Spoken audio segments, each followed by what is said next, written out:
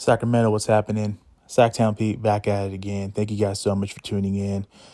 Man, just when I was feeling a lot low last night after the Kings lost to the Dallas Mavericks, this could not get any worse than this. Malik Monk got his MRI done this morning, and he is expected to miss 4 to 6 weeks with a sprained MCL in his knee. And very unfortunate news. If you guys didn't know, he actually was injured on a play where Luka Doncic landed on his knee last night's game in the first quarter. And boy, it's going to be a very difficult final stretch of games for the Kings. Final 8 games. So you lose Kevin Huerter early on in a shoulders injury that's going to keep him out for the rest of the year. Season-ending surgery that he needs on his shoulder, and now you lose Malik Monk to a sprained knee, which is going to keep him out 4 to 6 weeks. It's going to be tough. It's going to be difficult for the Kings to overcome this, man. How I feel right now is the fact that you lost a legitimate third scorer who can get you, 15, 20 a game, and perhaps even more. Like, let's face it, outside of Sacramento, people really outside of Sacramento do not know how vital and successful Malik Monk has been this season. He's won a handful of games for the Sacramento Kings this season, and he's a big part of what the Kings do offensively, and it sucks because that goes away. You're already down with Kevin Huerter, your starting shooting guard. Kings are hurting right now. They are hurting. They got to figure this out. Keon Ellis has been starting in for Kevin Huerter for the time being. I expect that to keep going. Keon Ellis will be the starting shooting guard moving forward, and we're going to need the bench to step up.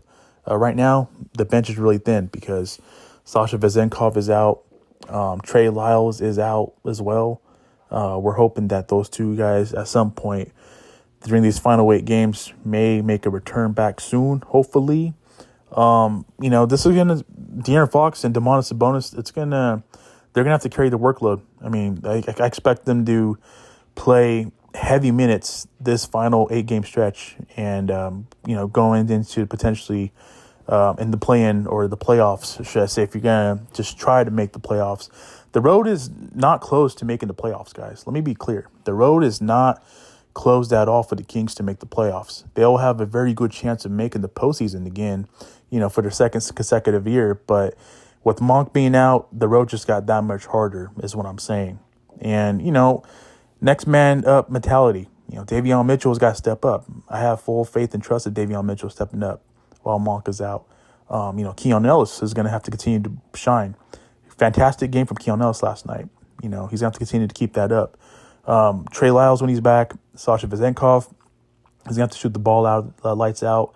Overall, the Kings, as short-handed as they've been with these, injuries the last month and recently, they're going to have to really, really figure it out, and they're going to have to just work with what they got. And I expect De'Aaron Fox and Sabonis, expect Keegan Murray to be really, really active and really, really a bucket getter, because we're going to need Keegan Murray to, be big time. I mean, I'm talking about possibly getting some 20 points per game the next couple of games for Keegan Murray. I expect him to be big time, and I think he will.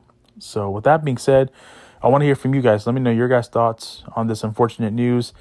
Sucks that it just had to happen, at the worst timing of the season, because you're trying to get in and get yourself positioned to make the playoffs.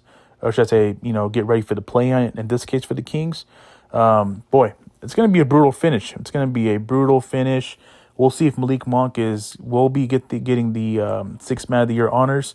I think he's a front getter, but at the same time, knowing how the NBA is, anything is possible. So with that being said, sucks to break this news to you guys, but it is what it is. The Kings are shorthanded. They got to figure it out. And they have their hands full, and they're going to have to figure it out the final 8-game stretch of the season.